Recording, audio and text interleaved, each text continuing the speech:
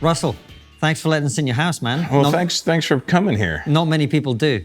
Really? Oh, that's why they have studios. It's just our faces. Yeah. Listen, thank you so much for coming on the show. It's a real pleasure. I went to school with a bunch of guys from Hong Kong, so I saw your stuff from like way back when because it was so popular. And it's interesting because all your comedy was always based around race and ethnicity and all that sort of stuff. And the world has evolved over time. Right. Like, how do you see the landscape of comedy and all of that stuff nowadays? Well, whatever's taboo is kind of more the fun stuff to talk about, you know, and you want to bring it up just to hear the reaction. You don't even have to have the joke ready sometimes. You get to like, and then blah, blah, blah, and they're like, ooh, and then you go, okay, I'll do something now, you know. Your job is to ruffle feathers, right? It's interesting you say that. I think most comedians of my generation and younger would shy away from that. Why is it that your generation saw it as ruffling feathers and mine and younger would say, no, you don't want to ruffle feathers, you want to be sensitive? Yeah, no, we're not about being sensitive. But, you know, the truth, we're supposed to tell the truth. That's our jobs, right? We're the last truth tellers. And truth is like poetry, and nobody likes fucking poetry. Well said. So, I know lots of people, obviously, you're very successful and very famous now, but I'm curious to kind of like, how did you get here? What's been the journey through life? Because you were in the UK scene for a while. And like, tell us your story a little bit. So I started in 1989. I think I was a year out of high school at that time. I didn't really have any plans. I was DJing. That's how I was making my money. I would DJ at clubs on weekends. And then... What kind of DJ were you? Everything. Back then you had to play everything. You could not just be, I only play this kind of guy, because you had to buy records back then. And if you were only going to buy like house records, you're gonna have to really work hard to get to that position. So you'd buy everything. Personally, I was playing hip hop and R&B, but then I'd also buy house. Then I'd have to buy pop records, because if you're playing a party, people are going to want to hear, "This is the rhythm of the night." And I'm like, I don't want to play that record or buy that record, but if it's going to make you money, you got to do it. Dancing Queen, did you buy that? Hell yeah. I had that left over from the 70s. So that's a very English thing. Yeah, it is. If you go to a nightclub, you're going to hear Dancing Queen, and you're going to hear some Tom Jones, and some of the old classics from the 70s, which I really appreciate. So you're a DJ. How did that get into doing stand-up comedy? I was boxing as well. I was just amateur at the time, but I was like, well, this is never going to work out. I boxed, but I wasn't a fighter. You know what I mean? Like, that's how I always broke it down. When I'd go to the gym, there were guys that were fighters, and then there was guys like me who would go and train, and we didn't have a problem getting in the ring and sparring with you and getting beat up a little bit, but I wasn't going to get up at 5 a.m. and go running. They'd be like, you want to come running at 5 a.m.? I'm like, I'll see you at 3:30 in the afternoon for some good old-fashioned jump rope, you know? So you were doing that. And then, so how did you get into stand-up? Did you do in the traditional way? Was Yuck Yucks a thing back then? I started at Yuck Yucks. It was... What the hell is Yuck Yucks? It's the chain of comedy clubs in Canada. They used to be the largest chain of comedy clubs in the world. Yeah. Okay. And so what happened was, the summer of '89, I was working at like Wendy's. I was a shift manager. And then I got fired for not firing somebody. Like, we need you to fire that guy. I go, why? I go, come on, man, that's not a reason to fire him. If you don't fire him, we fire you. I go, I guess you're firing me, because I'm not firing that guy. I think I was too compassionate for that job. Yeah. And then my dad kept asking, what are you going to do? You're not in school anymore. You're not working. What are you going to do? What are you going to do? And my brother, who's 6 years older than me, was like, what are you going to do? And then he's like, what are you interested in? I go, I don't know. And then one of my cousins, we were at a family party, and I said some funny things. And my cousin Andrew goes, you're funny, man. You should do stand-up. And I was like, it's interesting. Nobody in my family's ever complimented me, ever. Throughout boxing, throughout DJing, throughout breakdancing, nobody complimented me for anything. Then my cousin Andrew was like, you should do stand-up. And I was like, it's interesting. Because I always listened to stand-up. I've always been a fan of stand-up. I've been listening to it since the 70s, so it wasn't like I didn't understand what stand-up was. But I'd never actually seen it live. I saw it in 1986. In 1986, I saw Eddie Murphy in Toronto doing the Raw tour. Wow. But it was called Pieces of My Mind at the time. When he was touring, it was called Pieces of My Mind. And when he recorded it and released it, it was called Raw. Because I remember going to the theater to see it and going, this is the same concert I just saw. But I was like, oh my God, there's things missing. I saw things that nobody's gonna know, you know. So I was a big Carlin fan already, and Cheech and Chong and Steve Martin and all that stuff. So I was listening to comedy a lot. So I was like, told my brother, well, Andrew said I should do stand-up. I should try stand-up. He goes, have you ever seen stand-up? And I go, I've seen Eddie Murphy. He goes, have you ever seen real stand-up? Like guys that are in the trenches? And I go, no. So he took me to like this theater sports. It was like an improv show class thing. And I was like, nah, that's not it. And then he took me to Yuck Yucks to see Amateur Night. And I was like, that's it. That's what I want to do. And he goes, okay, well, figure out how to do it. And I go, all right. So I asked somebody, how do you get on? They tell me how, call the number, and at 9 a.m. on this day, and put your name in, and then you'll call back and you'll check the voicemail to see if you're on. So I did, and that's how I got my first spot. And I was terrible. As everybody is when they start. I hate when guys say that. Oh, they dared me to come on, so I came on and I killed, and the club offered me a weekend. I'm like, that doesn't fucking work like that. No. This is the real life. This is real life. I don't know where this movie world you're living in is. Yeah. Did you have material, or did you just go up there and think, oh, I'm just going to do 5 minutes off the top of my head and I'll be hilarious? I wasn't that arrogant. Thank goodness. But I was naive enough to not realize when you first get on stage and hear yourself on a mic, you're like, oh boy, I'm the only one in the room. I'm the only thing you can hear in this room, and there's no outside noise. Maybe a plate clanking here and there, but that's about it. You don't hear nothing, and the audience is just staring at you and waiting. And I was like, it's very different than being the funny guy with your friends, where you're sitting around, there's background noises, you know, somebody talking, there's a phone ringing, all these things you don't pay attention to because you're just focused on each other. But when you're on stage for the first time, you notice every single sound in the room. I think I had 5 minutes and I did 3.5 maybe. It was terrible. Did you bomb? Oh, no. Funny enough, I mean, I probably did, but I remember it differently. Yeah. You know what I mean? And then they offered you a weekend. Yeah, and then I started headlining, doing arenas a week later. So when I did Wembley in '89, So you didn't quite bomb. You got some laughs, right? I got a chuckle or two. Yeah. And I was like, oh, I like that. That's the good stuff. Yeah. I got to figure out how to get more of that. Yeah. And I came back again the week later, and I got more chuckles. But I did less time. I think I did 2.5 that night. Yeah. I got the chuckles. I was like, oh, that's great. Bye. Good night. I was like, you have 2.5 left. I go, that's good. That's good. I got the laugh, right? I just wanted to get the laugh. And then I started doing it more and more often until you start to figure it out. You do the amateur circuit, and people are like, hey, I got a room out in Bowmanville on Tuesday nights, and there's no money, but they pay you in chicken wings and free sodas, and they have a go-kart track, and they let us drive around the go-kart track. I'm 19. I'm like, hell yeah, that's amazing. And then, so you then went onto the circuit professionally in Canada. You were earning money. What made you want to go to the UK? Well, I was on the circuit in Canada. I just started getting on the circuit. You got to understand, I started in '89. There was guys coming in like after me and moving up and moving on past me, and I was like, what the fuck is going on? And I remember in '93, I think I entered this comedy competition, and I had the best set of the night, but I lost. And Welcome to I remember comedy. the 3 guys that beat me. I go, how the fuck did they beat me? They were all terrible.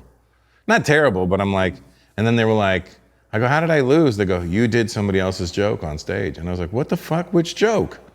And they told me which joke, and a friend of mine was like, yo, you know what's really funny? This show and blah, blah, blah, and then you should talk about that. And I go, oh, that's good, yeah. And I took his advice, and I took that joke, and that's how I lost that competition. I was like, motherfucker.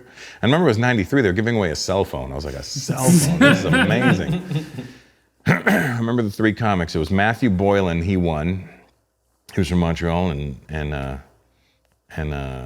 Ian Sirota. He came in second. And Jack Norman came in third. And I was like, motherfuckers. And I think you won that one. I think I won. I think I played the long game. I think I played the long game. So what was your first, like in every career, there are some big breaks. What was your first one where you were like, oh, okay, this is real now? Okay, so '95, I did my first special. 6 years in, there was a show called Comics in Canada. CBC produced it. And they would take like, I think 8 comics, and they'd give you a 30-minute special. but so it was 22 really. And you'd have to do half stand-up, half sketch. Whoa. Yeah, so I did sketches, and the sketches were bumpers before the commercials. So I did that, and then when it aired, they suddenly got flooded with like fan mail. Like, who is this guy? Where can we see him? Girls were sending photos of themselves in. I was like, this is awesome. What's going on right now? And then they had people calling in telling them they're gonna boycott the CBC if they ever play me again and stuff like that. So it was like this whole thing that happened in Canada, and some like Indian newspaper out of Vancouver. The guy was like, I'm gonna get the whole Indian community. This is another. And he's like, the guy there, like, CBC calls me in, and I'm thinking I'm in trouble. They're like, we got this letter from this guy in a newspaper in British Columbia who says he's gonna get people to boycott the CBC, and I'm like, fuck, it's over for me. And he goes, you know how good this is? You know what that means? You're making waves, kid. And I'm like, what, really? And eventually, what was the nature of the complaints? He's racist, he's not. They didn't know I was Indian because of my name. And I was making jokes about Indian names. And then I did a joke about an all-Indian ice hockey team. I said the Toronto Maple Seeks. And then but I had like some troubles after that. Like, I remember I was at a club one night, and these 3 big Indian dudes came, surrounded me pushed me up against the wall, surrounded me. There was one here, one in front of me. And they're like, we don't like the jokes you're making, and you don't disrespect. And I'm like, and the guys poked me, and as soon as I just went, pop, pop, pop, and I just got the fuck out of there. I hit all 3 of them, and I ran out the fucking club. Really? So even back then... Wait, are you being serious? Yeah. You beat up 3 Indian dudes? 3 dudes. I was surrounded. I had no choice. If I didn't do that, they were going to beat the shit out of me. It's at that point you go for it. You really do. You do have that. What do they call it? Internalized brown phobia, whatever it is. It's no, it's fight or flight. It was they had me surrounded like this, and they were bigger guys, and I was like, okay, I'm gonna hit this guy, then this guy, then this guy, and I'm out of here. But I don't. Because your stuff isn't offensive, Russell. Was it? No, but back then, because when you're the first guy, there was nobody before me. There was no Indian guy before me. Yeah. So it was zero representation. And now all of a sudden there's this young Indian kid, 25, 26 years old, who's out there saying all these wacky things and doing the accent in his act and all that. And when you're the first one, people are fearful of you because they're like, wait, what if he misrepresents us? What if he gets them to hate us more? You know, we didn't know what it was. It was the 90s as well. So I understood why. I understood retroactively, obviously I understand, but at the time I didn't get it. I was like, what did I do wrong? But hindsight, obviously. So I understand their fear, or understood their fears of what they thought was gonna, what could possibly go wrong. And that's why you knocked them out. That's right. Well, I totally understand you. I did that for my own safety. I went pop right up the middle, and I got 2 of them, boop and boop. So accents is a funny one because you're kind of known for doing every accent. Like I mentioned, my friends from Hong Kong, you do that accent. Mm-hmm. And now, I think it's fair to say people are way more sensitive about stuff like that. Like, what do you make of how, how that situation is? Do you think we should be able to do any accent, or do you think some accents are off limits, or? No, I don't think it's about limits or off limits. I think if it's done in the right context, it's okay. Like if I'm I was talking to a Chinese guy and he's like, yeah, so there I was at the mall. I'm like, well, do you picture a Chinese person right now? No. Mm-hmm. You have to go into something that makes you, if I'm trying to tell you a story, I need to take you to the place. And if I'm just gonna draw an outline and not color it in, then I'm not really gonna give you much of a story. You need the details, and the devil's in the details. But it's interesting that you say that, because there would be lots of people. So for instance, if I told a story about an Indian cab driver, for instance, and I did the accent in a club, I would automatically be called racist. Well, again, it depends on how accurate your accent is. Really? Yeah, do your best Indian accent. Do it. Okay, so I'll tell the story. So I was Is this one of your bits, actually? Yeah, no, this is a true story. It always makes me laugh because I was getting a cab from the station to the Manchester Comedy Store, and this Indian guy gave me a lift. And we started talking, and I'm a fan of history, and he was talking with me, and he said to me, do you know the thing? Wherever you bloody British go, you fuck things up. Yeah, and that made laugh. Yeah, no, that wouldn't work. Because you know what happens? I realized where you went wrong. The accent. That, and then, but you're like, when I do an accent, I kind of, my face, my body changes to accommodate that person. Yeah. It's almost like a character actor, I guess. Yeah. I mean, I'm not that deep in that shit, but you know, like when I do it, you have to change every part about you because you're not going to move the same way. Yeah. So, you know, I'm not going to be like, then I was. You have, your head automatically has to just, you know, it depends on how close you are to these people. You're going to have to pay attention. You know, with the Chinese, it was always, you know, so don't say nothing bad, asshole. And there's movements are sudden, you know what I mean? So it always has to, everything has to, and your face, you see the face changes and stuff. I think that's how and why I got away with doing what I did. Because they knew I wasn't doing it to mock them. I was literally doing it to contextualize the story I was telling. Well, all my Chinese and Hong Kongese friends absolutely loved it. Like, that's how I find out about your stand-up, is from the people whose accent you were doing. Right, and you know, I get now is a lot of Russians coming out to see me because of the bit I did about Russians. About the Russians speaking back, you know, they speak back. Very offensive. Yes, absolutely. I think you should be cancelled. Absolutely. And I threw real Russian words in it when I did it. You know you speak Russian? Yeah, I was throwing in, you know, little swear words that they would use. So you got to do something like that for that group, so they don't think you're mocking them. They know, wait a minute, he said something. Hold on, he knows something. You want to make him go. If he took the time out to learn that, I don't think he's mocking us. Yeah, he gets us. Yeah, he gets us a little. It's about being seen. I want to make sure people are seen. Yeah, and I think that's what my generation of comics do. Oh, hello, Piper. Have you trained your pug to do anything inappropriate? My wife has. but it's. I got the full depth of that joke over time. Yeah, but it's interesting that you say that, because it got to a point. Are you distracted by the dog? Yeah, you no, I'm distracted. You can't think, mate. Yeah, I'm distracted by the joke. Right, but you could. No, he's having a breakdown. I am having a breakdown. But it came to a point I noticed round about sort of 2019 where MCs in a club almost avoided, like, if there was a black person or an Asian person in the audience, because they didn't want to be seen to be racist, and they wouldn't take the piss out of them. And I'm like, that's the most racist thing that you can do. Because actually, to take the piss out of them in British culture, that's a sign of love. That's what I say. Yeah. That's exactly what I say. I said that's how our love language is insults. Yeah. Like, if you can walk up to somebody, hey, you cunt. And then like, oh, how you doing, mate? And you're like, oh yeah. Then, oh, he gets it and I get it. Now we're cool. Yeah. I know that this guy's not going to be a dick if I say something to him now. So you do well in Canada. Yeah. How'd you end up in the UK? Well, so I did the special in 95, and then in 90, was it the summer of 95, Junior Simpson came to Toronto on a vacation with his then girlfriend. And he just happened to pop around like Yuck Yucks, and I happened to meet him. And I was like, hey, what do you know? I'm a comic from London. Oh, cool, yeah. I just want to see the scene. You want to get on? And I got him on. And I took him around to a bunch of different clubs, and I got him on in all these different clubs. And he goes, hey, if you ever want to come to England, I can probably try and get you on there too. So I flew to England that September, and he got me on. I think the first gig was in Reading somewhere. Jongleurs Reading? No, it wasn't even Jongleurs. It was a black show that we did. And they had never seen an Indian guy speak Jamaican before. Well, they had. His name was Apache Indian, but he doesn't count. No, so they hadn't seen like this Indian guy who like spoke perfect Jamaican. They were like, "How the fuck? And I started killing the black rooms in England. And then John. Those are fun, aren't they? Oh yeah, they were the best back in the day. They were so fun.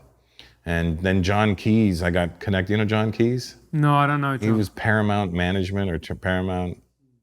He had the same name as Paramount, funny enough, but he was an agent out of London who took me on and started booking me everywhere.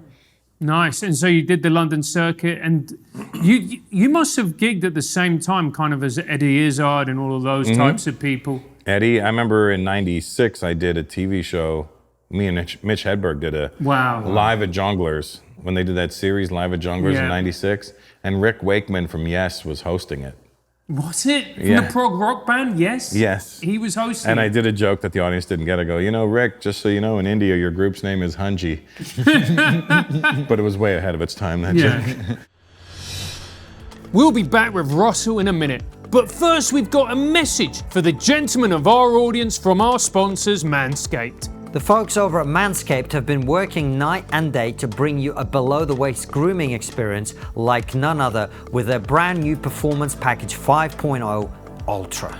We've been working with Manscaped for 2 years now. And if, like me, you're a young man about town, and I am young, shut it, and you want to impress the ladies, or gents, then I recommend you take a look at Manscaped to level up your grooming game and boost your confidence. And there's no better way to start than with their brand new Performance Package 5.0 Ultra. Inside the package, you'll find the best trimmer on the market, the Lawnmower 5.0 Ultra.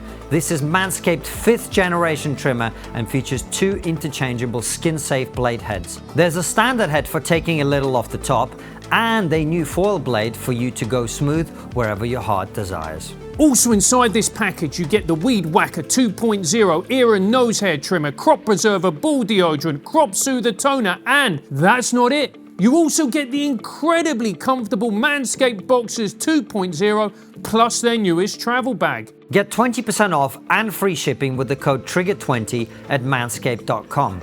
That's 20% off plus free shipping with the code TRIGGER20 at manscaped.com. Manscaped, trim your chesticles with the besticles. They made me say that. So you were gigging with all these guys, and was Patrice, because he was in the UK at that time, wasn't he? Patrice didn't start coming over really till late 90s, early 2000s. When I was already sleeping on Patrice's couch in 96 though, in Woodbridge, New Jersey, when it was Patrice and Keith Robinson. And then in 2000, when I did Edinburgh, I was doing my shows, but Patrice was out there with Rich Voss and Louis Schaefer. Oh, yeah. Louis Schaefer, not gay. Big shout out to Lewis. Yeah, we love Lewis. And what was Patrice like? We asked this question of everybody. Patrice was fucking brutally hilarious, but he wanted to hurt your feelings. And if your feelings didn't get hurt, he'd get mad. Like he would try to hurt my feelings all the time, but I thought he was so brilliant that I would always laugh because I was a fan of his. You know what I mean? And we were friends. I remember in 2005, 4 or 5, we were in Vegas doing this comedy fest, and we're standing backstage. And I'd already started getting a little heat now.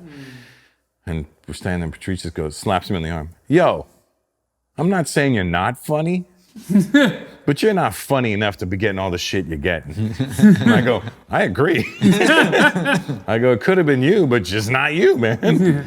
And he would get mad if you didn't. If I laughed when he made fun, like hurt, he'd get, what the fuck is wrong with you? I'm like trying to hurt your feelings. I'm like, you can't. I'm a fan. What made you a fan of his? Just his honesty. Him and Keith Robinson changed the way I do comedy in '96. Because I had that special comics that I was telling you about, and I brought it to New York with me on VHS. I said, hey, you guys want to see my new special? Like, yeah. So I put it on, and they watch it, and at the end I go, well, and they go, what the fuck was that? And I go, what are you talking about? They go, that was the worst piece of shit I've ever seen in my life. And I go, come on, you're kidding. What? No, we're not kidding. I go, that shit was popular in Canada, got nominated for an award. That's why Canada sucks. I was like, wow. And then they broke down why the special wasn't funny. And why wasn't it funny? Well, what's so different about any of those jokes? What makes those jokes so special that somebody else can't do them? What is you in those jokes? And they really made me start to think about, yeah, and somebody could steal your jokes. If somebody can steal your joke, that means it's not really your joke because it's a good joke. But they were a bit generic. Yeah, I guess that's what they were trying to get. There's nothing personalized about these. And then I started working on getting more insightful. Yeah, and then because that's what Patrice was. He was very insightful when he talked about men versus women, or you know, these subjects that under most comedians would be dismissed as hack. Mm-hmm. He ended up giving a unique insight. He would give, he was very insightful, and he was very articulate. He would articulate exactly what he was trying to say with it, and he didn't have a problem with that, and he wasn't afraid of how it came across. And he wasn't afraid of bombing either, because he used to bomb. No, I think he used to like bombing too. But you know, he's 6'6", 6'5", 6'6", and you're not gonna intimidate a guy like that. Did Burr ever tell you about how Patrice got into comedy? No. Bill Bloomreich told me this because Bill used to own the Comedy Connection in Boston. He said Patrice was a doorman there. And I think Burr was doing a set. This was like in the maybe 90, 91 maybe. I think Burr was maybe just an open mic or whatever at the time, but he was doing well. And Patrice goes up to Burr and goes, "Yo, how do you do this? Like, how do you do this shit?" He goes, "What do you mean?" He goes, "You want to try it?" He goes, "Yeah, I could do it fucking better than you."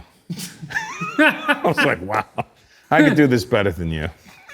Like that's fucking Patrice in a nutshell, Yeah. Yeah, and so he never really got the praise that he deserved. He died right as it was about to happen. But there was a self-destructive element to it, wasn't there? To a certain degree. I mean, he knew what his vices were and his weaknesses were, and he didn't really pay much attention to it. And the vices and weaknesses were food, I take it. Yeah, food, and he didn't. I don't think he smoked or nothing. He didn't do anything wild. He wasn't a drinker. And he just, He was just a big guy, and he had diabetes, and he had a stroke, and that did him in. And so you were carrying on within the British circuit. And when was the moment that you decided that you needed to go bigger, you needed to go to America? It wasn't that I decided anything.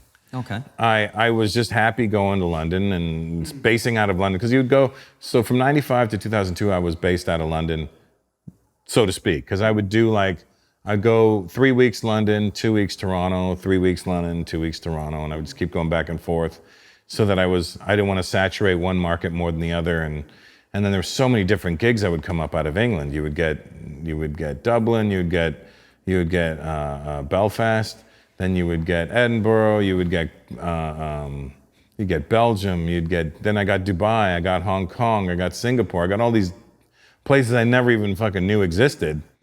And I was like, this is amazing. And they're flying you out, economy, putting you up in the best 3-star hotels you can get. But after staying in hotels in England, you realize that all these Asian hotels are so much better. Yeah. When you're staying at, I forgot the name of those, a chain of them. They're shit hotels in England. Travel Lodge? I guess they're Travel Lodge. There's one of those types of things where, and then you stay in B&Bs, and you're like, this is before Airbnbs. These are actual B&Bs. And then I remember staying at a B&B in Derry. In Derry, Yeah. wow.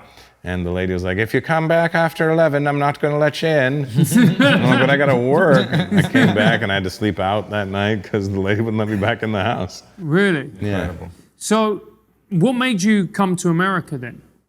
Well, I did. So let me give you the details here so you understand that. 95 did a special. Then that was received so well that they gave me another special in 97. But that was too soon for me because I wasn't that good at writing yet. I wasn't that prolific. I didn't have the foresight. I didn't understand. So they gave me the second special in 97, which was kind of That one was called Show Me the Funny. And if you watch it, you'll still be waiting for me to show you that funny. And they gave me 10 grand for that special in 97, which was a lot of money for me. I was like, holy shit, 10 grand, this is awesome. And then I got a holding deal for 10 grand. So I made 20 grand off comedy in that little period. I was like, so I bought a Lexus. I bought a Lexus,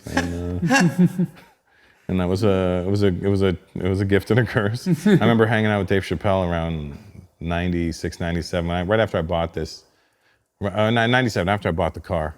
And then I remember I was struggling to make the payment on it, and he was shooting half-baked, and I was like, fuck, Dave, I was kind of hinting, hoping he'd offer me a payment. I was like, fuck, man, I got this car payment I got to make tomorrow. He goes, what kind of car? I go, it's a Lexus. He goes, who fuck told you about a Lexus, dummy? I was like, shit, no sympathy. And so that's what happened then. And then I didn't get another special till 2003. Wow. So from 97 to 2003, I had all this time to grow, work on material, and I'd started seeing the world, and I started writing from a different place, and I started really polishing this act up, and that's the one that blew me up. And so what was it? She wants you to pet her. There you go. And what was it about this act that blew you up, do you think, that made it super popular? Well, this is the one that you saw. I don't know what it was. It has to be a combination of timing, for sure, because that's when file sharing was popular. So it was timing, and I had a lot of time to work on that act. So the act I knew was solid, and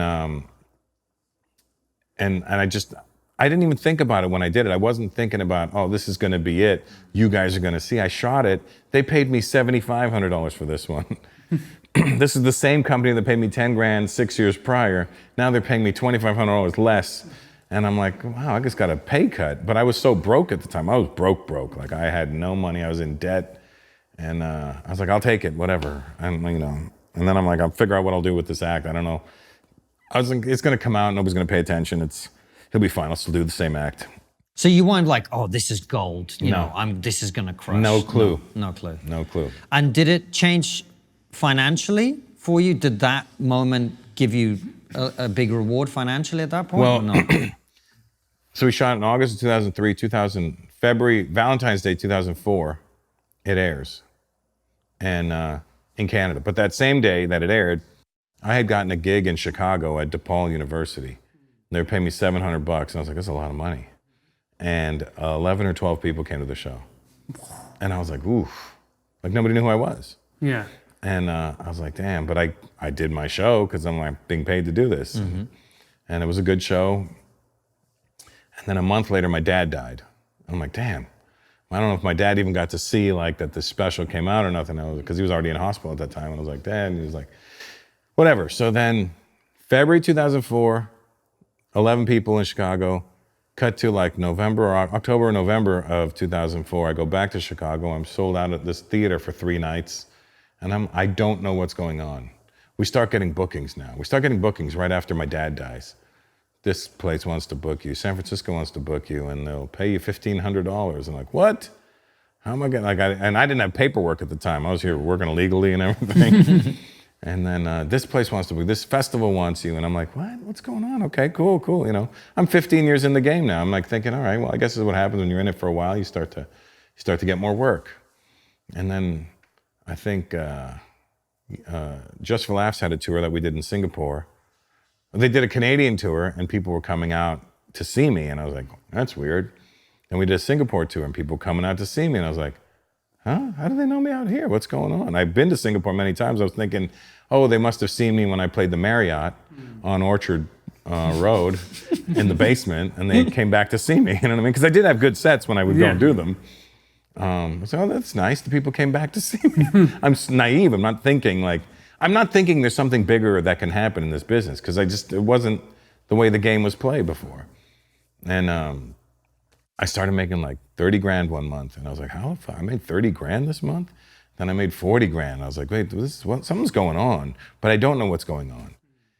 And then somebody's like, gives me a CD, like a CDR with my act on it. And they go, hey man, can you sign this? I go, what is that? He goes, it's your act. I go, how'd you get my act on there? He goes, oh, I downloaded it. How'd you download it?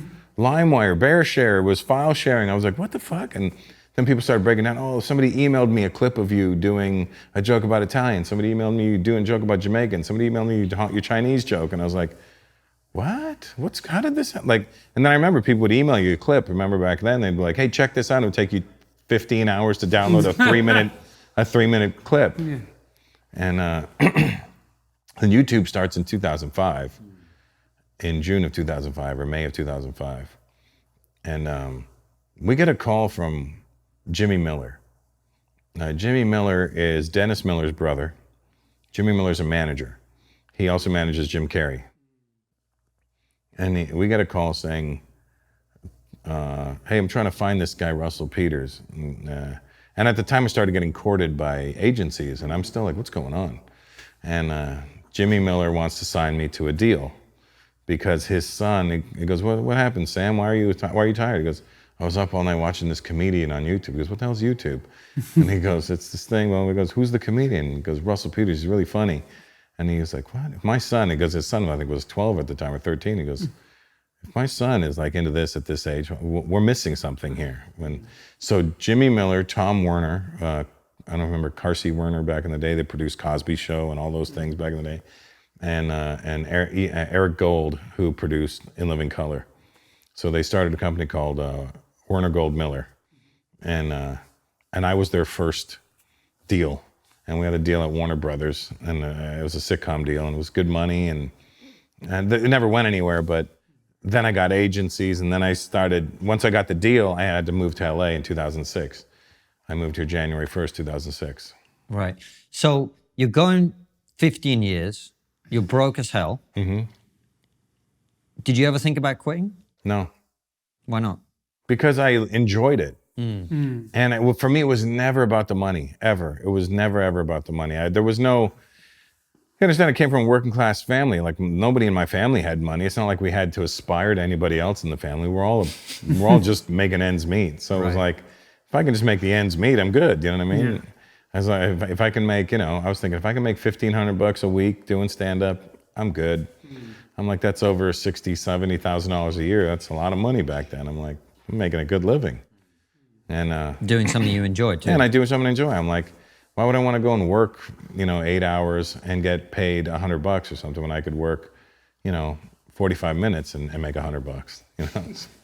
Makes complete sense. And what was it like coming, because you came to LA, and obviously that's a very, very different scene. There was a comedy store, but the Ice House as well, but that's pretty much it, isn't there? The Laugh Factory. And the Laugh Factory, yeah, and the Improv. And who were the guys around at that time? Well, when I moved out here, I didn't know anybody. I literally didn't know anybody. I knew a couple of people. I'd met them around over the years, but I knew New York guys more than I knew the LA guys.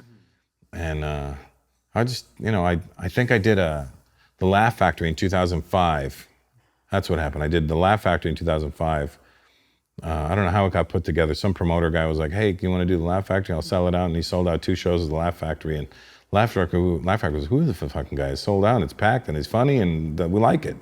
So I got in there right away. So when I moved to LA, I had a home to go to, which was the Laugh Factory. And Jamie was always kind to me. And the people were like, why don't you go do the store? I go, I don't know. I did the store like in the 90s. Mm-hmm. So I was like, so I go to the store, I go to enter from the back, and the guy's like, comics only. And I'm like, huh? And Yoshi was with me, goes, this is Russell Peters. He just sold out, idiot. And then, so he got me, and we got in, and like those types of things happen all the time, though. I remember in 2005, I did the Apollo in Harlem, sold it out for 2 nights. And then I went to go do the comic strip, and the lady put me on the open mic night. And it seems like I'm 16 years in the game already, and I just sold out the Apollo 2 nights, 2 shows. And so I do my 5-minute set, and my style is to talk to the crowd and whatever. So I get off and I go, so? And she goes, well, I don't usually let my open micers talk to the audience. I don't really like that. But if you call in maybe in a couple of months, I might put you back on. And I'm like, huh? I go, okay, thanks. And I left. I go, you fucking idiot. Comedy has just got a beautiful way of humbling you, doesn't it? Absolutely. Yeah. So speaking of not humbling, though, you go from, you're making a decent money and whatever, to suddenly you're taking... Yeah, but you make money, you'd be broke. You make money, you'd be broke. So you literally make ends meet, and then you'd stretch to try and continue your life. And suddenly you're making 30 grand, 40 grand a month. Mm-hmm. What are you thinking? How are you feeling in this moment? I'm feeling like it's going to end tomorrow. I'm like, I had a great month. It's probably over. Had another great month. Probably over after that. There's no way this can... In my brain, it was like, this is not... You can't sustain this type of living. This is not what you were in this to do. You were just in this to tell jokes, and you're not a star. My brain kept going, you're not a star, kid. I don't know what you're doing. And I was like, I don't know what I'm doing either, but let's just keep going and see what happens, Uh-huh. And when did you know, like, okay, like, I'm good now? I've made it. I still don't know. Come on, man. I mean, I know. Look around, man. What are you talking about? No, I mean, I know that I'm successful, but and I know what I'm capable of doing, and I know what I'm good at. But for a comic, we want to hear somebody else say it to you. You know what I mean? It's like, if I say it, I'm like, I almost feel like if I say it, then I'm going to jinx myself. Like I'm going to fuck my whole thing up by saying it. Really? Yeah. Now, you feel that now? Always felt like that. I do it as a joke with my family. Like we'll go out to a restaurant and the server will be like, oh my God, I'm a big fan. And as soon as the server walks away, I go, did you guys see that? See how popular I am? Very, very famous. But it's like the running joke in the family. Yeah. So you not only don't let it get to your head, you are still a little bit, somehow still kind of like, this could be over soon. Yeah, always. Really? I think that's what keeps me working hard. You're a hard worker? Yes. You grind? Well, it's comedy. Is it really hard work? It's not really hard work. We're not fucking saving lives here. Or are we? No, we're not. You know, you've worked with some incredible comedians. One of them is George Carlin. What was that like? Well, so George was my idol. Like, he was my everything. Mine as well. And when I met him in 92 by accident. It was in Toronto the night the Blue Jays won the World Series. And everybody was driving up and down Yonge Street partying. I'm 22 years old. I'm a punk-ass kid. I'm walking down the street. My friends are driving because the traffic's moving so slow. I'm walking faster than the cars are driving. So we're walking, and I see this older guy with gray hair and a ponytail and a beard walking towards me. And I elbow my friend, and as a joke, I go, "Hey, this fucking guy looks like George Carlin." And when he walks by, to be a smartass, I go, "Hey, George." And he goes, "How you doing, kid?" And I was like, "Wait, what the fuck?" And I was like, and I ran after him, and I just groveled the whole way back to I walked him back to his hotel. I don't think he wanted me to, but I did. And I was like, "Do you want Indian food? My mom will make you Indian food." I'm like, I don't know what the fuck to say. And I'm like, "Hey, you know, maybe we'll work together one day." He goes, "You never know, kid. You never know. Crazy business." And then in 2008, when did he die? He died 2008, right? Round about then, yeah. I think it's so. 10 months before he died, he was going to do sets at the Comedy and Magic Club, and they knew I loved Carlin. And they're like, "You know, Carlin's coming in this week and to run his set. Do you want to come down and see it?" I go, "Oh, could I be on the show?" And he goes, "Yeah, actually." And I go, "Awesome. Can I host?" "We already have a host." I go, "Fuck, I'd love to host because I just want to be able to have the honor of introducing him." And they go, "We'll make that happen for you." So they let me host, and I introduced him. Who did you bump? I just moved him into a middle spot, that's all. We just flipped spots, that's all. Whoever that guy is, he's watching this now going, Yeah. Anyway. So I do the intro, and my chin starts quivering because I think I'm going to cry. Yeah. I'm telling the story how I met him and stuff, and then he shakes my hand, he leans and goes, "You're making me look bad, kid." But he was such a nice man. He was just so awesome. Why did you like him? Why did you like his work? Because my dad was an English major. So language was always a big deal in our house. And my dad would always refer to me as an ignoramus because I would always speak improperly. And but my dad loved Carlin too because of his wordplay. And I, you know, growing up, and I liked hip hop. And if you're a good rapper, you got good wordplay. So it was always, I think it all tied in together, you know. And I just loved fun ways of having fun with words. He would teach you how to swear without swearing, you know what I mean? And you know, with the two halfway dirty words, and words aren't dirty until they're put together, and you know, like cock and sucker, and you know, cock's in the Bible. You go to a dentist that gives you a sucker, you know. Yeah, he was magnificent as a comedian. And what was it like watching him live? Because that must have been... I was floating. I couldn't remember. To be honest, I don't remember it because I was just so like, I was just on stage with George Carlin, you know. And who are the comedians that you look up to, Russell? That you... Well, from that era was Carlin, Steve Martin, Don Rickles, Bob Newhart, Eddie Murphy. And everyone goes, "What about Pryor?" I go, "I appreciate Pryor, but it didn't resonate with me." That's interesting. I liked him, but it didn't hit me the way it hit other people, you know? Eddie hit me better. It was, for me, it was like, and everyone was like, "Well, there's no Eddie without Rich." I get that. But Eddie somehow had the thing that Rich didn't have, that way of selling it to you better, you know? Because with Eddie, he could do the accents, he could do the act out so beautifully. Yeah, Eddie would take you to different places. Yeah. And you saw that in Eddie's films. I remember in Beverly Hills Cop 2 when I was watching it as a kid, when he was doing the act, we had the little parcel, this is for my daughters Monique and Unique, and he was doing it, and he was pretending to swear, and it just had me dying. Yeah, it was so good at that. And so those were the guys that I really watched and admired. And then, you know, you came up, and then Dice came out, and I was like, holy shit, you could say this on stage? Andrew Dice Clay. I was like, this is awesome. I can't believe you could say this on stage. Because then swearing was like a big deal then. And we're like, wow. And he was like, they wanted to shut him down. I was like, that's a rebel. I love it. Then Kinnison, and you know, you got all those other guys that came around. Because it was a big thing then, because people don't know this, and a lot of comedians have talked about it. In fact, Rogan's talked about it a lot, that you had to be clean. That was the thing. That was the big thing in the early 90s, late 80s. Oh, you got to be clean. If you want to get on TV, you got to be clean. And I was like, clean? I don't want to be clean. It seems so dorky to be clean. You hear the guys that were clean, I go, they're not funny though. Yeah. I go, yeah, they're clever. I'm like, I don't give a fuck. I want to be funny. Yeah. You go be clever. Write a book, dummy. I'm gonna go be funny. Yeah. And Kinnison was just an example of a comedian who was just completely unhinged at times, but just incredibly funny. Yeah. I remember I brought home a Kinnison record. And back then you can go to the library and rent records, and they had comedy section. I brought home a Kinnison record, and I remember playing it. My dad lost his shit. Get that bloody blasphemy out of my house. I'm like, what? Huh? Don't ever bring that in. I'm like, what? What's going on? I didn't understand what was happening when he was doing it's been 2,000 years, he's not fucking coming back. We'll be back with Russell in a minute, but first, we want to tell you about our sponsor, Fume. If you want to break your bad habit, you can forget about having to go cold turkey. There's now a better way. We're talking about Fume. It's spelled F-U-M and pronounced fume, which makes no sense. Anyway. Not everything in a bad habit is wrong, so instead of a dramatic, uncomfortable change, why not just remove the bad from your habit? Fume is an innovative, award-winning flavored air device that does just that. You can trade breathing in nasty chemicals for breathing in fresh air. Instead of vapor, Fume uses flavored air. Instead of electronics, Fume is completely natural. And instead of harmful chemicals, Fume uses delicious flavors. It's a habit you're free to enjoy and makes replacing your bad habit easy. Your Fume comes with an adjustable airflow dial and is designed with movable parts and magnets for fidgeting, which gives your fingers something to do, which is helpful for de-stressing and anxiety while breaking your bad habit.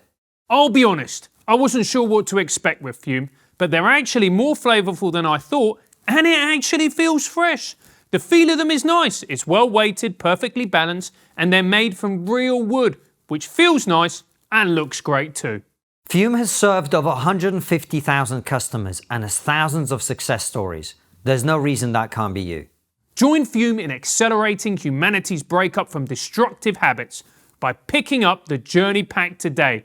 Head to tryfume.com and use code TRIG to save 10% off when you get the Journey Pack today. That's tryfum.com and use code TRIG, T-R-I-G, to save an additional 10% off your order today. Give it a go. It might just help you kick that bad habit. Back to the interview. So how has comedy changed? Because that's a really interesting perspective, right? Nobody would bat an eyelid at a comedian swearing nowadays, but they might bat an eyelid at him talking about trans or whatever. Like, the world has really changed in the time that you've been in the game. Well, now you have to really figure out, you can't just flippantly say things on stage. You have to calculate them a little bit better. Where's the hole in this statement? Like, if I say this, what are the counter arguments that could come at you for this? So you have to word it in a way where it kind of curves, so it splices out. Like, this argument stops right there because I said this, and that stops there because I said that. So the punchline doesn't get affected. Neil, sorry, just to finish this thing. Like, we just had Neil Brennan on, and he was saying he actually likes the fact that it's kind of like you have to think 5 steps ahead and you got all these lasers you're trying to dodge. Yeah. Because it makes him better. Yeah. Do you agree with that? Do you feel that?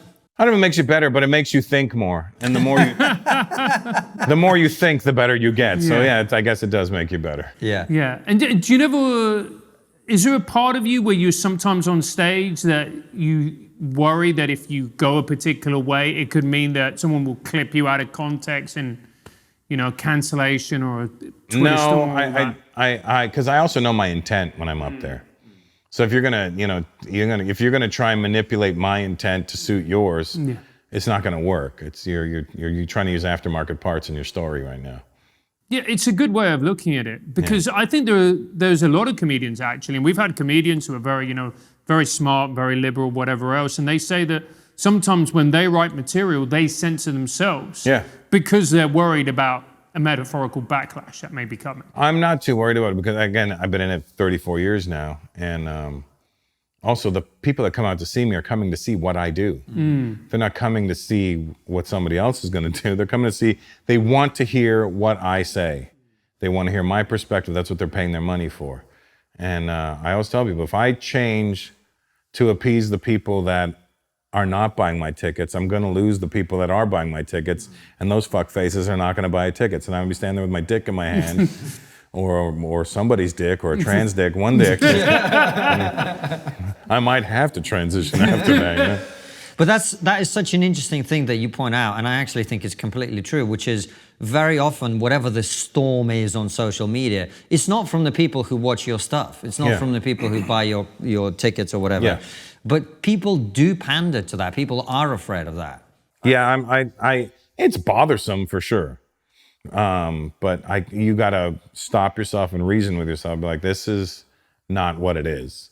You know, I see kids now like that. People post clips of me from 2008, and I look at the comments, and there's people like, "This is fucked up. How can he say this?" And I'm like, "This 15 years old, dude. You didn't realize you weren't probably even born, or you were 2 years old when this came out. Like, just get over yourself, pal." And they're like, "Oh yeah, I saw somebody did a whole article on accents and stuff, and they tagged me in it, and they were like, and somebody said, Russell Peters set us back 200 years. I'm like, no, you motherfucker. 200 years. You motherfucker. I put you forward, you piece of shit. I took the hits for you.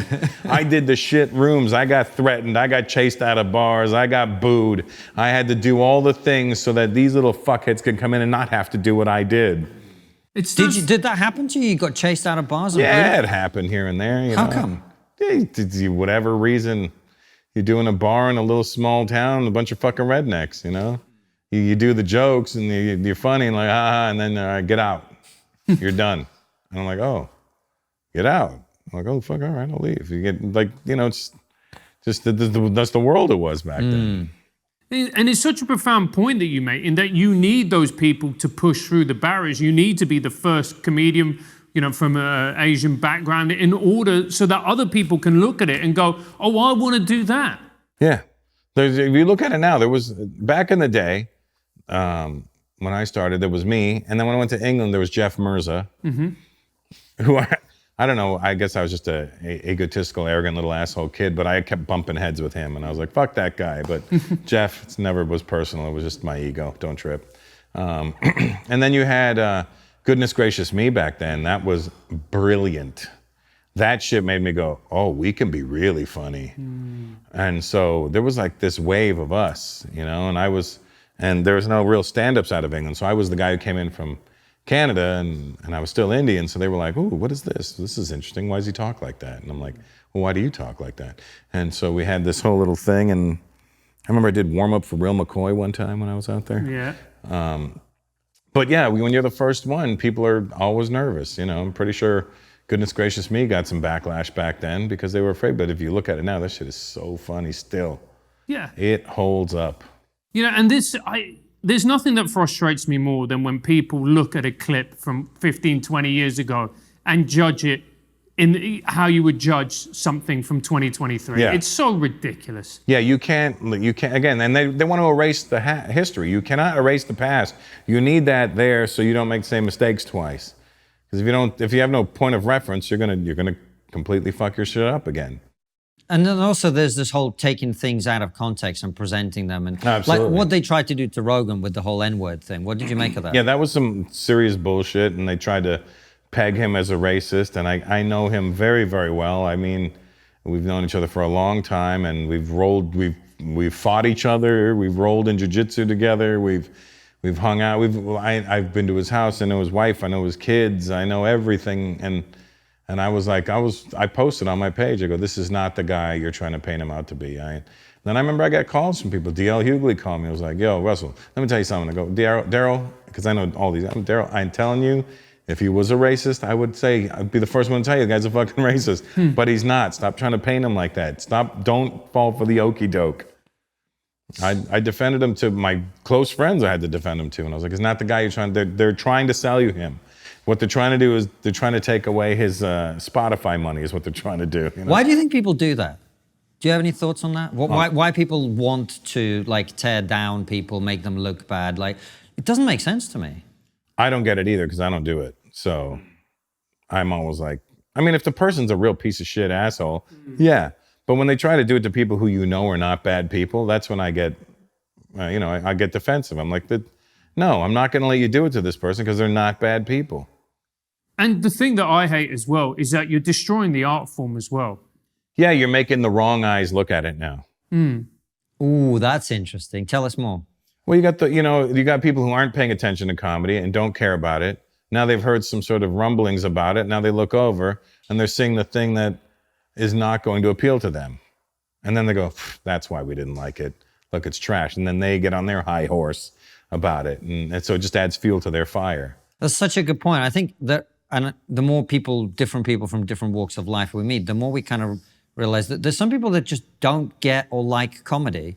Yeah. And those are the people who are outraged about every fucking thing that happens that gets shoved in front of their face by a journalist. Yeah, it's the same thing with me for like young rap music. I can't stand it. I grew up, I'm a big hip hop head. And people are like, well, why do you hate the new music so much? And I stopped myself and I went, they're not making it for me. So why do I care? If it's not being made for me, why should I give a shit if it's good or bad? And it's the old guy syndrome at that point. You're like, back in our day, we had, and we did. But that was for us. It was made for us. It was catered to us, and that's who it's for. And I think what we're trying to do is say, hey, kids, if you dig deeper, there's more to this than you're seeing. But we're not articulating that well.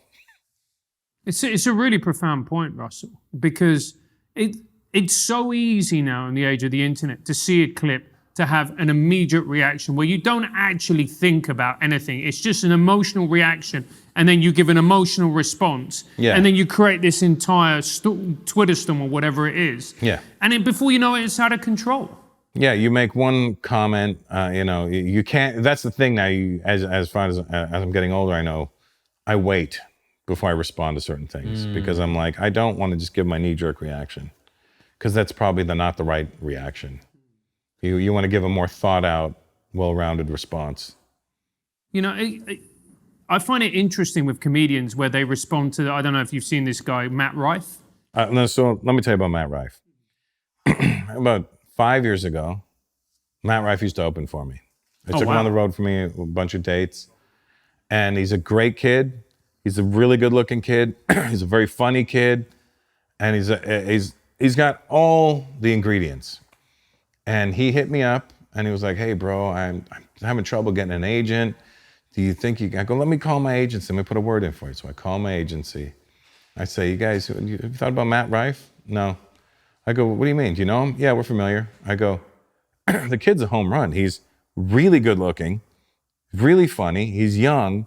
He's a great kid. He's not a dickhead. I go, he's got I'm telling you, the kid is a star, and whoever takes him is going to make a lot of money. The kid is a star. And they were like, no, we're going to pass. And now look at Matt Rife. And my agent, every time I see my agent, I go, hey, remember when I offered you Matt Rife? He goes, I know.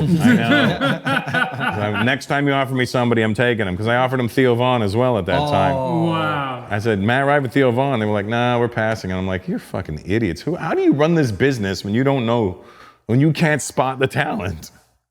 Theo is one of our favorite episodes. We interviewed him when we were here in the US last year. Right. And he's blown up. Thanks to us, obviously. Yeah, of course. No, it's your fault. No, but he's really blown up as well. I mean, what were you going to say about Matt Rife? No, because I was just saying that I sit in green rooms and then you get comedians going, look at Matt Rife, look at and they're gonna, And they just hate by nature. I mean, listen, the kid was destined for this. Look at him. He's got a fucking six-pack, and he looks better than ever. Whenever he'd open for me, he'd come up and go, give it up for Matt Rife. He's my favorite lesbian comic. And that's such a profound point. And I say to these comedians, I go, look, it ain't for you.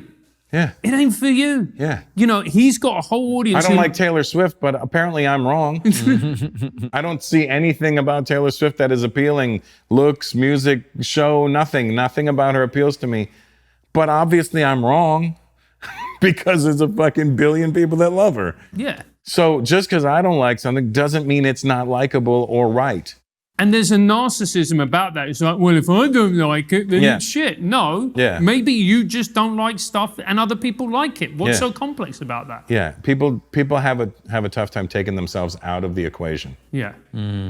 That's a good point. And it's also interesting what you said about the agents not spotting Matt Rife, not spotting Theo. And it does seem to be a thing where there's so many talented people and you just go, how come this person? It's obvious. There's, and then you see people who they just keep forcing in front of you. And you're like, I don't know, nobody, it's just not catching. Because you're like, you're trying to force feed us something we don't want. Right. And I think that's, not to bring it back to me, but I think that's the beauty of my career, is that I was never created by the industry. Yes. Mine was all organically grown, and my fan base stays loyal and solid, and I stay loyal and solid to them because I refuse to lose them. I refuse to give them a reason to not be with me. And so I bust my ass to keep them, and they bust their ass to stay there with me. So it's a respect thing. And the industry doesn't like when you can do something like that, because they can't take it away from you. So if you notice, I never really blew up in the industry per se. I never did A-list movies, and I did a couple, you know, but it was like because I knew the director or whatever reason I got in. But I don't get invited to certain things, and I don't get included. And it used to bother me, but honestly now I'm like, I don't give a shit anymore. I'm 53 years old. I don't give a fuck about your shitty award show. I'm gonna be bored there anyway. That's such a powerful place to be. Like, that's why I was gonna say about the power of the internet now. You don't need gatekeepers. You don't have to care about them. Like, we built this by ourselves. Yeah. And it's such a great place to be, because you don't have to do anything anyone's way. You just got to do what you believe in and feed your audience the stuff that they're interested in, and that's it. Yeah, you're doing you. Yeah. And there's only one you, or two in this case. No, it's amazing that you've got that. And it's interesting you were talking about you kind of blew up by yourself. I was going to ask you, do you think you were lucky in any way? 100%. Really? I 100% believe I'm lucky. In what way? It's a question of timing and place, all at the right. It just connected at that time. 2003 when we shot it, and it aired 2004.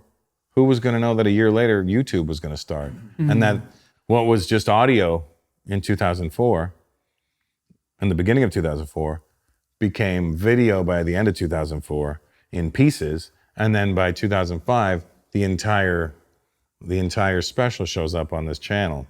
And you can watch the whole thing that you've been listening to for the past year and a half. And you go, wow, that's the guy, that's amazing. Now I know what to look for, now I know who it is, and then they connect with you. And you know, it's 20 years now since I shot that special, and I get a lot of kids now in their 40s that are like, man, you helped me through college. And I'm like, wow. Because I don't think of myself as that old, but I mean, but I am, I guess, you know. I'm like, I was 33 when I shot that special, 32, 33, and so, you know, I guess, yeah, I did help you get through college, but I wasn't trying to. And then you think about the things that you connected with when you were younger. Like, I'm friends with a lot of, like everybody I had a poster of in my wall when I was a kid, I'm friends with them now.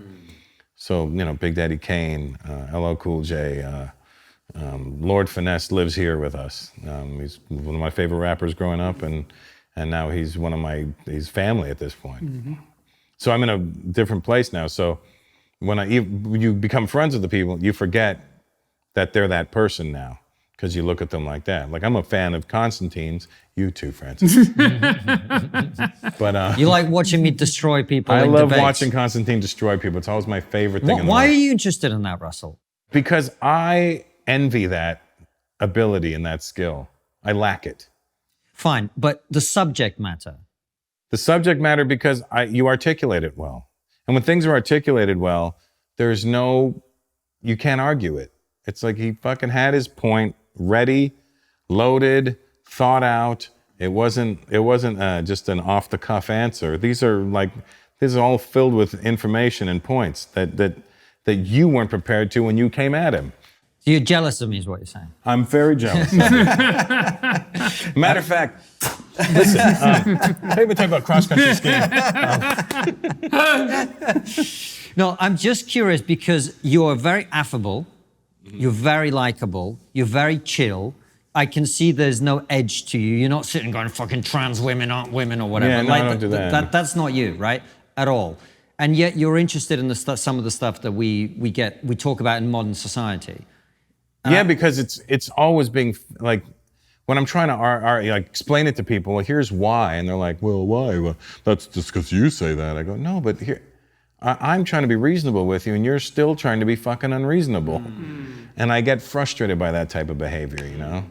When you're trying to bend and they're not, and well, bending. But I mean, somebody's got to bend. I mean, So it's kind of, sorry. Yeah, it's do you feel a little bit annoyed that people are imposing their worldview on other people? Is that what you're yes, saying? that's what it is. Like, listen, I got my own problems in my own life. I got all my, whatever I'm dealing with. That's not your problem. That's my problem. Whatever is bothering me or is inside of me that I'm dealing with should not be your problem. Unless you ask me and you're like, hey, share something with me. Is something bothering you? Then yeah.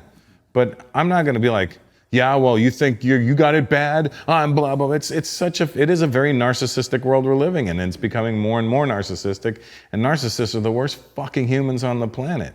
And that's a man who's been around a lot of comedians. Yes, and narcissists. What's the difference? I had a kid with some.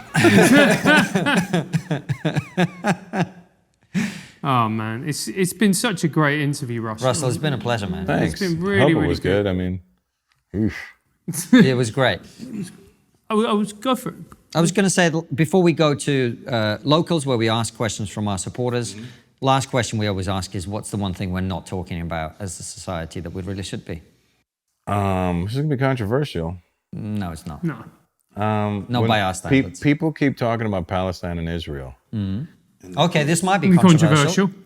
And they always approach it from Jewish and Muslim. But here's something that I was privy to hear when I was in the Arab world and from some people in that situation. And I said, what is the problem there? Is it Jewish, Muslim? Is it Israeli? Is it Palestinian? He said, no. They said, it's a white, non-white issue. The Israelis identify as white, whether they admit it or not. And the Palestinians are not white. That's really what it is, and that's why it gets the support from everybody else. Even though they look very similar. They look similar, but there's not similar enough. There's a hue. There's a slight hue difference. Now, the Israelis are not, it's the external factors that come in that are the white ones. The Israelis are more akin to the Palestinians. But when you got all the Europeans coming in, they're fucking Europeans. Like, they're not looking at these people the same way. They might even look at the Israelis a different way. You know what I mean? Like, it's a real thing. There you go. Mildly controversial. All right, head on over to locals. We'll ask some of your questions as well. See you there. Can't wait for the death threats on that one.